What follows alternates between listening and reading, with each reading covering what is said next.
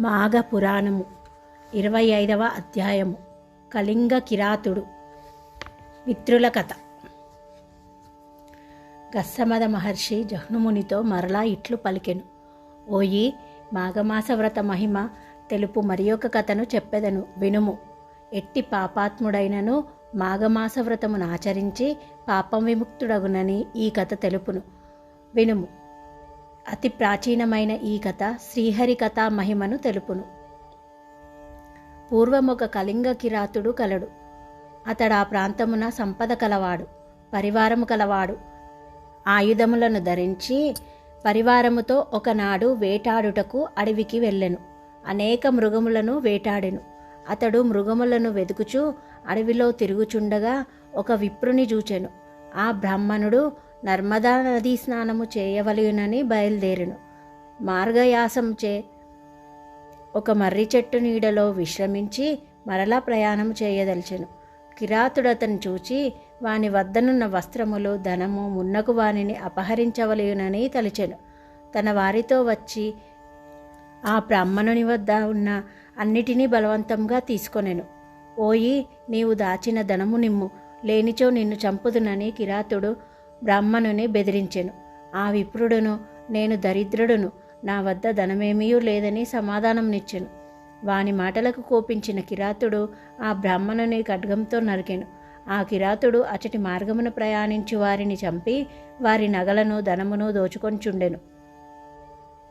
అతడు క్రమముగా అరణ్య మార్గముననే కాక పట్టణ మార్గమున ప్రయాణించి వారిని కూడా దోచుకొని చంపుచుండెను. వానికి ధనమును సంపాదించవలయునన్న కోరిక విపరీతముగా పెరుగుచుండెను. ఇట్టి కిరాతునకు బంగారు నగలను చేయువాడొకడు మిత్రుడుగా నుండెను. అతడును కిరాతుని వలె క్రూరుడు, వంచనాపరుడు. బంగారపు నగలను చేయుచు దానిలోని బంగారము అపహరించేవాడు. కిరాతుని బాటసారుల కడదోచుకున్న నగలను పట్టణమున విక్రయించెడివాడు. కిరాతుడు కూడా మోసగించి నగలనమ్మిన ధనము అపహరించెడివాడు.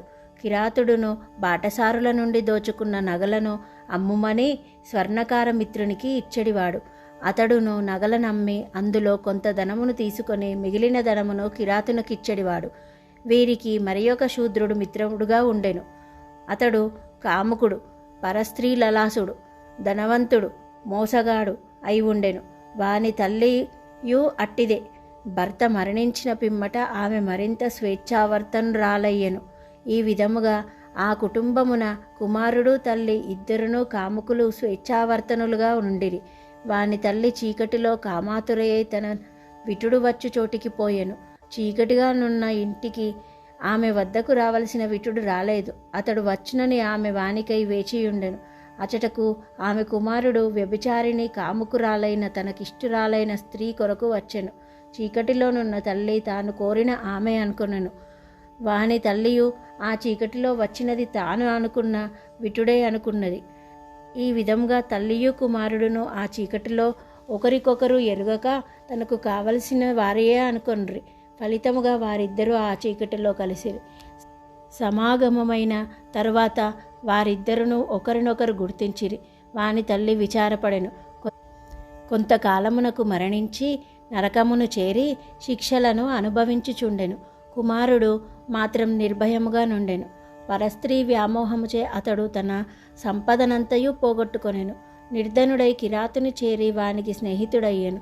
కిరాతుడు బ్రాహ్మణుని ధనమునకై చంపిన బ్రహ్మహంత సువర్ణకారుడు నమ్మి ఇచ్చిన నగల్లోని బంగారమును దొంగలించువాడు ఈ శూద్రుడు. తల్లితో వ్యభిచరించిన గురుతల్పగమనుడు. ఈ ముగ్గురికిని బ్రాహ్మణ మిత్రుడొకడు కలడు. అతడును వారితో కలిసి వారితో బాటు పాపకార్యములను చేయుచుండెను. బ్రాహ్మణుడగుటచే వారికి పౌరహిత్యమును కూడా చేయుచుండెను.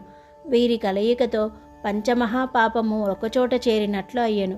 బ్రహ్మజ్ఞానిని చంపినవాడు, కళ్ళు త్రాగువాడు, క్రూరుడు, బంగారము అపహరించినవాడు, గురుపత్నితో రమించినవాడు, వీరైదుగురును పంచమహాపాతకులు.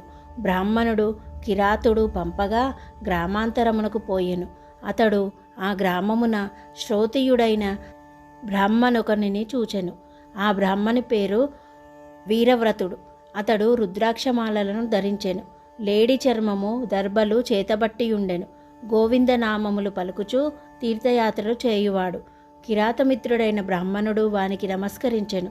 బ్రాహ్మణ్యము కోల్పోయి దీనుడై ఉన్న వానిని చూచి, నీవెవరవు, ఎక్కడికి పోవుచున్నావని అడిగెను. అతడును, నేను బ్రాహ్మడునను, కిరాతుని వద్ద పనిచేయువాడునని పలికెను. అప్పుడు వీరవ్రతుడు ధ్యానమగ్నుడై ఉండి కనులు తెరిచి ఇట్లనెను, ఓయి, నీవు చేసిన సమస్త పాపములను చెప్పెదను వినుము. నీ యజమాని బ్రహ్మహత్య మున్నగు పాపములను చేసినవాడు, హింసాపరుడు, బంగారమును దొంగిలించువాడు, వానికి మిత్రుడు, వారికొక శూద్రుడు మిత్రుడు, గురు తల్పగమనము చేసినవాడు. ఇట్లు పంచమహాపాపములను చేసిన వారితో తిరిగి నీ బ్రహ్మతేజమును కోల్పోతివి. పాపాత్ములతో మాట్లాడినను, వారిని చూచినను, తాకినను వాడును వారి వలె పాపాత్ముడగును. అట్టి వారితో మాటలాడక తప్పనిసరి అయినచో దర్భను చేతబట్టి మాటలాడవలెను. అట్లు చేసిన పాపమంటదు. నీ వట్టి పాపాత్ముల సాంగత్యముచే బ్రాహ్మణత్వమును పోగొట్టుకొని పాపినైతివి. ఇట్టి నీతో మాటలాడరాదు. బ్రహ్మహత్య చేసినవాడు, మద్యపానము చేసినవాడు, గురుతల్పగమనము చేసినవాడు, బంగారమును దొంగలించినవాడు, వీరితో స్నేహం చేసినవాడు, వీరైదుగురును పాపులే. ఇట్టి వారికెంత దూరముగానున్నా అంత మంచిది అనే వీరవ్రతుడు విశృంఖలునితో పలికి మిన్నకుండెను. విశృంఖలుడును వీరవ్రతుని మాటలను విని భయపడెను. జ్ఞాని, నన్ను దయతో రక్షింపుము. నాకీ భయంకర పాపము నుండి విముక్తి ఎట్లు కలుగును? సర్వపాపహరణ క్షమమైన ప్రాయశ్చిత్తమును తెలుపుమని వీరవ్రతుని ప్రార్థించెను. వాని మాటలను విని దయాళువైన వీరవ్రతుడు మనువు మొదలైన వారు చెప్పిన ప్రకారము ప్రాయశ్చిత్తము ఇట్లు చెప్పెదను. నిత్యము నీవు చేసిన పాపములను చెప్పుచూ తీర్థయాత్రలను 12 సంవత్సరముల పాటు చేయుము. ప్రతి ఇంటను బిచ్చమెత్తుకొని ఆ భిక్షాన్నమును తినుచుండుము. ప్రతి మాఘమాసమున ప్రయాగక్షేత్రమున ప్రాతకాల స్నానము చేసి మాధవుని దర్శింపుము. ప్రయాగ స్మరణముననే ముక్తి కలుగును. స్నానము చేసినచో వచ్చు పుణ్యమును చెప్పజాలను. ఎంతటి పాపాత్ముడైననో మాఘమాసమున ప్రయాగలో స్నానము చేసినచో వాని పాపములు పోవును. కావున 12 సంవత్సరములు పూర్తిగా కాని సంవత్సరము పాటు గాని ప్రయాగ మాఘస్నానము ఆచరింపుము. ఆవు తినగా మిగిలిన బియ్యమును వండుకొని తినుము. ఈ ప్రకారము 1 మాసము చేయుము అని అనెను. విశృంఖలుడును అట్లే అని అంగీకరించెను. తన మిత్రులైన కిరాతాదులకు ప్రాయశ్చిత్తమును చెప్పుడని కోరెను. వీరవ్రతుడును వాని మాటలకు సంతోషించి, నీకు చెప్పిన ప్రాయశ్చిత్తమే వారికిని ఆచరింపదగినది అని చెప్పెను. విశృంఖలుడు వీరవ్రతునకు నమస్కరించి 12 సంవత్సరముల ప్రాయశ్చిత్తమును చేసుకున్న తర్వాత నాకు ధర్మమును ఉపదేశించగోరుదునని అడిగెను. ఆ ధర్మము అప్పుడు చెప్పుదునని పొమ్మని పలికెను. విశృంఖలుడును కళింగ కిరాతుడు మిగిలిన వారి వద్దకు పోయి వీరవ్రతుడు చెప్పిన మాటలను వారికి చెప్పెను. వారును విశృంఖలుని మాటలను విని భయమును పశ్చాత్తాపమును పొందిరి. వారు వేరువేరుగా తీర్థయాత్రలు చేయదలిచి ప్రయాణమైరి. వీరవ్రతుడు చెప్పినట్లుగా భిక్షాన్న భోజనము మాఘస్నానము చేసి పాప విముక్తులైరి. విశృంఖలుడు వ్రతమును పాటించుచు తీర్థయాత్రలు చేయుచు కాశీనగరములు చేరి కొంతకాలముండి తరువాత ప్రయాగకు పోయి మాఘమాస వ్రతము ఆచరించెను. అన్ని తీర్థముల స్నానము పాపనాశనము, ప్రయాగ స్నానము పాపనాశనము చేసి ముక్తిని కూడా నిచ్చును. విశృంఖలుడును వీరవ్రతుడు చెప్పినట్లు 12 సంవత్సరములు ప్రాయశ్చిత్తమును ఆచరించెను. పాప విముక్తుడై వీరవ్రతుని వెదుకుచు నైమిషారణ్యమునకు పోయి వీరవ్రతునకు నమస్కరించి ఇట్లు పలికెను. వీరవ్రతుడు తనకు నమస్కరించిన విశృంఖలుని లేవనెత్తెను. ప్రేమతో కుశలమునడిగెను. 2 గడియలు ఆలోచించి ఇట్లనెను, ఓయి, నీ పాపమంతయు పోయినది. ప్రయాగ స్నానముచే దుష్ట సాంగత్య జనిత దోషము కూడా పోయినది. నీవిప్పుడు బ్రహ్మతేజస్సుతో ఉన్నావు. మంత్రపూతమగు జలముతో 3 దినములు స్నానము చేయింతును. నిరాహారముగా నీవి 3 దినములు ఉండవలేను. అప్పుడు నీవు మరింత పవిత్రుడవు కాగలవనెను. విశృంఖలునిచే మంత్రజలమున స్నానము 3 దినములు చేయించెను. విశృంఖలుడు వీరవ్రతుడు చెప్పినట్లు నిరాహారుడై ఉండెను. వీరవ్రతుడు విశృంఖలునకు ఇట్లు ఉపదేశించెను. ఓయి, నిరంతరము సంతోషముగా నుండుము. వేద మార్గమునతి క్రమింపకుము. శాస్త్రమును అనుసరించి కార్యములను ఆచరించుము. వివాహము చేసుకొని గృహస్థ ధర్మము ఆచరింపుము. ప్రాణహింసను మానుము. సనాతన ధర్మమును పాటింపుము. సజ్జనులను సేవింపుము. సంధ్యావందనము మున్నగు నిత్యకర్మలను మానకుము. ఇంద్రియ నిగ్రహము కలిగి యుండుము. హరిని హరుని పూజించుము. ఇతరుల అపరాధమును చెప్పకుము. ఎవని యందును అసూయ పడకుము. ఇతరుల వృద్ధిని చూచి విచారపడకుము.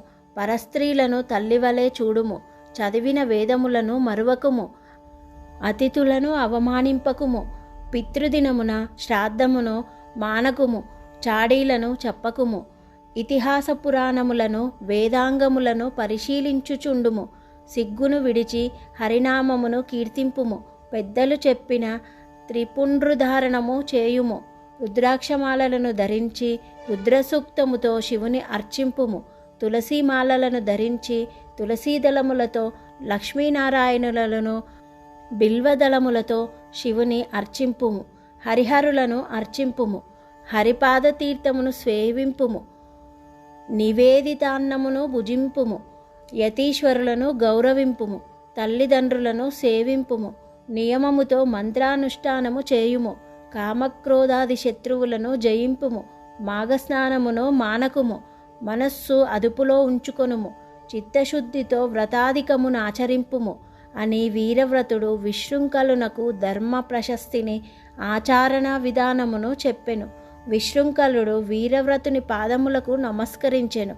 గురువు అనుమతి నంది మరల కాశీనగరమునకు పోయెను. గృహస్థాశ్రమమును స్వీకరించి వీరవ్రతుడు చెప్పిన ధర్మములను పాటించెను. మాఘస్నానమును ప్రతి సంవత్సరము చేయుచుండెను. అనేక భోగములను పుత్రపౌత్రాలను పొంది సుఖముగా నుండెను. తరువాత మరణించి ముక్తి నందెను. 25వ రోజు పారాయణ భాగం సమాప్తం.